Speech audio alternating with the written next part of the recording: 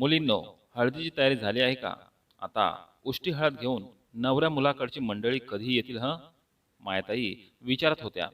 आई, तू जरा एका जागी शांत बस. मी करते आहे ना सगळं नीट. सरिता आईला दम देत बोलली. हे लिंबू सरबत घे आधी. तुझी साखर कमी कर. नाही झाली तर मला धावपळ करावी लागेल. मायाताईंनी ते लिंबू सरबत घेतले. तोंड पदराने पुसत त्या तिला म्हणाल्या, तू आहेस ना, म्हणूनच मला कसलंच टेन्शन नाही. पण तू आलीस काल. तुला माहित आहे का कुठे काय ठेवलं आहे ते? ते शेवटी मला द्यावे लागणार ना. तू एक काम कर, त्या आरतीचे तू आवरून झाले का ते बघ. नंतर गडबड नको व्हायला. ते मी बघते, पण तू इथून उठू नकोस. सरिता परत बोलेपर्यंत कोणीतरी हाक मारली आणि त्या खांदे उडवत तिथून निघून गेल्या. सरिता लिंबू सरबत असा ग्लास उचलून निघाली तर पाठीमागे तिचा नवरा मोहन उभा होता. बघितलं, याला म्हणतात लग्न. आता सचिन सोबत जाऊन हॉल बघून आलो. काय हॉल आहे, आणि आपल्या लग्नाला ते मंगल कार्यालय. मोहन आपली नाराजी दाखवत म्हणाला, अरे, आपल्या लग्नाच्या वेळेस बाबांची आणि सचिनची परिस्थिती चांगली नव्हती. बाबांची कंपनी नुकतीच बंद पडली होती. त्यांना मिळालेल्या पैशात सचिनचे शेवटचे वर्ष, आरतीचे शिक्षण आणि माझे लग्न सगळं त्यांना बसवायचे होते. सरिता मोहनची समजूत काढत होती. असं काही नाही, तुम्हाला मोठा जावई साधा मिळाला ना म्हणून. मी पण थोडं अडवून धरलं असतं ना. मोहन बोलत होता. काय जिजू, आमच्या बहिणीच्या मागे काय बोल लावले आहेत? सचिनने पटकन विचारले. ते ऐकून मोहन चपापला. काही नाही, हॉल बघून आलो. तर हिला सांगत होतो आपलं लग्न कसं झालं आणि हे कसं छान चालू आहे. हो ना, तुमच्या लग्नात जास्त काहीच खर्च झाला नाही. खरं तर तेव्हा आमची परिस्थिती फारच वाईट होती. पण आता तसं नाही. तुम्हाला अजिबात नाराज होऊ देणार नाही मी. सचिन बोलत होता. सरिताने बोलण्याचा प्रयत्न केला. नाही ताई, तुझा एकही सणवार आम्हाला नीट करता आला नाही. प्रत्येक वेळेस पैशाचे कारण. एवढं वाईट वाटायचं ना आम्हाला. सगळ्यांना असं वाटायचं आपल्याकडे थोडे तरी जास्त पैसे असते ना, तरी किती थाटात केलं असतं सगळं. पण आता देवाच्या दयेने हातात पैसा खेळतो आहे, म्हणून म्हटलं आरतीचे लग्न एकदम थाटात करायचं. लोकांनी नाव काढलं पाहिजे की काय लग्न झालं.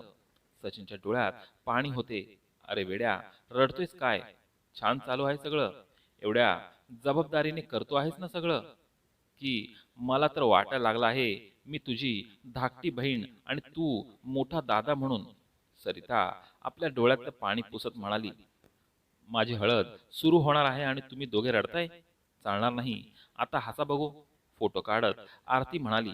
ती हसू लागली आणि लांबून त्यांचं बोलणं ऐकणारे मधुकर राव हे सगळं असं छान राहू दे अशी देवाकडे प्रार्थना करू लागले. भाऊजी, या इथे. सचिनने मोहनला बोलावले. थोड्या नाराजीनेच मोहन तिथे गेला. समोर दोन पाट मांडले होते, तरी त्याला हाताला धरून आरती घेऊन आली. छोटा रियाज सचिनच्या कडेवर होता. बसा इथे. सचिनने दोघांना पाटावर बसायला खुणावले. मायाताई आणि मधुकरराव राहिले. मायाबाईंनी पैठणीने सरिताची ओटी भरली. मधुकररावांनी मोहनच्या हातात सोन्याची अंगठी दिली. छोट्या रियांच्या गळ्यात चैन घातली. हे बघून मोहन जरी खुश झाला तरी सरिताच्या डोळ्यात पाणी आले. हे एवढं सगळं करायचे काय गरज होती? सरिता बोलली. मोहन, परत एकदा सांगतो, तुमच्या लग्नाच्या वेळेस जो काही मानपान राहिला आहे तो परत तर करता येणार नाही. यानंतर जसं जमेल तसं आम्ही करू. पण तुम्ही लग्नात नाराज राहू नका. हात जोडत मधुकरराव म्हणाले. काहीही काय बाबा, मी कधी असं दाखवून दिलं का? त्यांचे हात हातात घेत मोहन उठला. असे लाजू नका. मला आणि माझ्या लाडक्या मेहुणीच्या लग्नात मी का नाराज राहू? आणि हे आवरा लवकर, नाहीतर हळद लावायला नवऱ्याकडची मंडळी येतील आणि थेट आहेर घ्यायला बसतील. मोहनचे बोलणे ऐकून त्यांचा मूड चांगला झाला. सगळ्यांना समजले मुलाकडची उष्टी हळद आली. हळदीचा कार्यक्रम जोरात सुरू झाला. आरतीला हळद लावून झाल्यावर सगळे हळद खेळू लागले. हळदीनंतर स्नॅक्स आणि त्यानंतर लगेचच संगीताचा कार्यक्रम होणार होता. आलेले सगळे नातेवाईक सचिनचे कौतुक करत होते. ते ऐकून मधुकरराव आणि मायताईंना कृतार्थ वाटत होते. मुलांची नाचगाणी चालू असताना दोघेच थोडा वेळ घरात जाऊन बसले होते. कधी वाटलं होतं का ग तुला आपल्या घरी असं काही होईल? डोळ्यातलं पाणी लपवत मधुकरराव बोलले. सचिनने घेतली सगळी जबाबदारी. नाहीतर आजकाल बहिणींसाठी कोण करतो एवढा खर्च? मायताई बोलत होत्या. आता एकदा त्याचं लग्न झालं ना की मी डोळे मिटायला मोकळा. भरल्या घरात कशाला अशुभ बोलायचे? वास्तुदेवतेला तथास्तु म्हणत असते. रागाने मायताई बोलल्या. बरं नाही बोलत, पण खरंच सांगा. आता ना मला कसली चिंता नाही. एकदाच आरतीचं लग्न पार पडलं ना की जीव भांड्यात पडेल. हेच लग्न झालं ना की आपण दोघे, सचिन म्हणतो तसं 4 दिवस हनीमूनला फिरायला जाऊन येऊ. मधुकररावांनी हसत विचारले.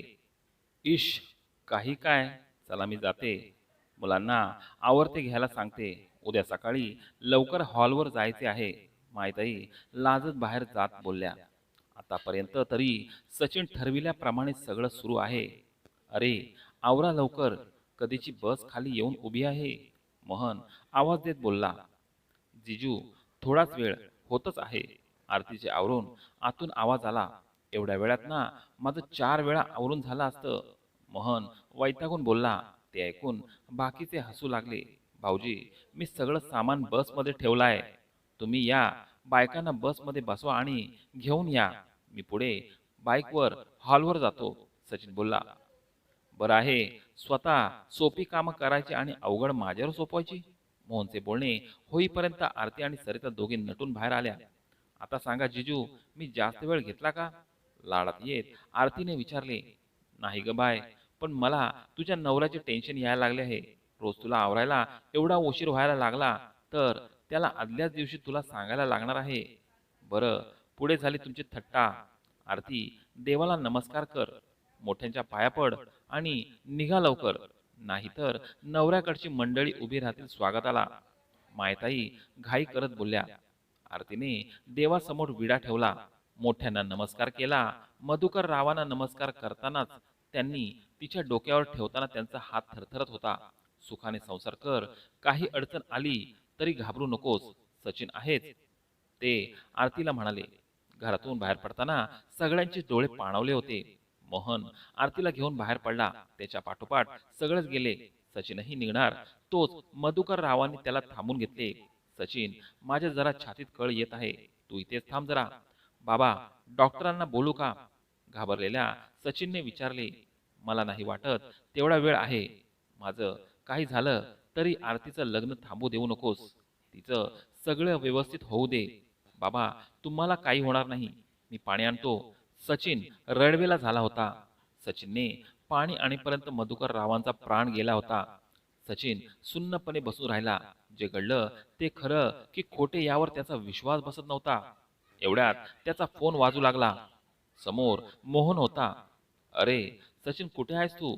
आम्ही हॉलवर पोहोचलो आहोत. मुलाकडची मंडळी कधी येतील स्वागताला? तू आणि बाबा पाहिजे ना? भाऊजी, सचिनने सांगायला तोंड उघडले तोच त्याला बाबांचे शब्द आठवले. औंढा गिळून त्याने बोलायला सुरुवात केली. अहो, बाबांना जरा बरं वाटत नाही म्हणून थांबलो आहे. तुम्ही काकांसोबत स्वागत करा त्यांचे. मी आलोच. सचिनचा स्वर मोहनला जाणवला. सचिन, काय सिरियस नाही ना? नाही, बाबांना औषध देतो आणि येतोच. सचिनने फोन ठेवला. डोळे पुसले. मधुकर रावांना झोपवले आणि त्यांची शेवटची इच्छा पूर्ण करण्यासाठी तो निघाला. सचिन, काय हे? किती उशीर?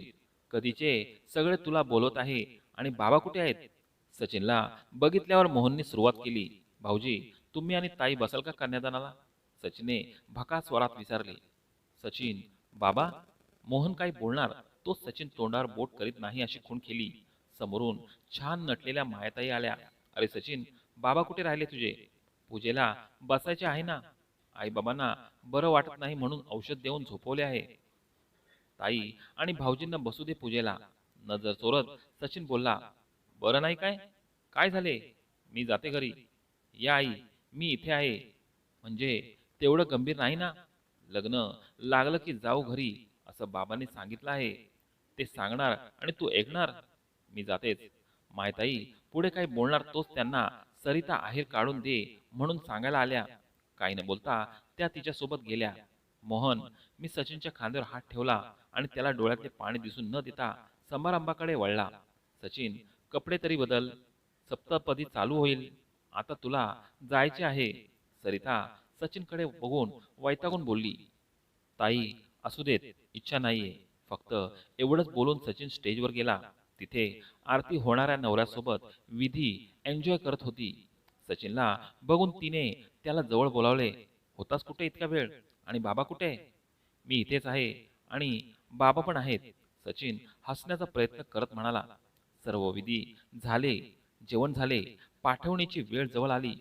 त्यानंतर मात्र मोहन आणि सचिनने आरतीच्या सासऱ्यांना मधुकर रावांची तब्येत ठीक नाही, त्यामुळे पाठवणी घरून करायची का अशी विचारणा केली. तेही तसे समजूतदार होते. त्यांनी होकार दिला. सरिता मायताईंना घेऊन तयारीसाठी घरी गेली. त्या दोघींना हे सगळं विचित्र वाटत होतं, पण लोकांसमोर काय बोलायचं नको म्हणून त्या गप्प बसल्या. मोहन आणि सचिन आधीच घरी पोचले होते. घरात झोपलेल्या मधुकर रावांना बघून मायाताईंना धक्का बसला. सचिन, तू म्हणाला ते झोपले आहेत म्हणून. आई, मी सतत म्हणत होतो, बघ, ताईच्या लग्नात खूप अडचणी आल्या. मी आरतीचे लग्न थाटामाटात करणार, सगळ्यांनाच लक्षात राहील असंच करणार. पण ते दैव माझ्यावर हसत होतं ग. मी लग्नासाठी पैसा उभा करू शकलो, पण बाबांना नाही. सचिन रडत होता. दारात उभ्या असलेल्या आरतीने हा संवाद ऐकला. दादा, अगदी बरोबर बोललास. यापुढे मला माझे लग्न नाही आठवणार. आठवणार तर तो बाबांचा मृत्यू, दैवाने माझ्यासोबत केलेला हा विचित्र खेळ. रडत रडत आरती बोलू लागली. तर मित्रांनो, तुम्हाला ही कथा कशी वाटली मला कमेंट करून जरूर कळवा. आणि व्हिडिओ आवडल्यास व्हिडिओला लाईक, शेअर तसेच चॅनलला सबस्क्राईब करायला विसरू नका. धन्यवाद.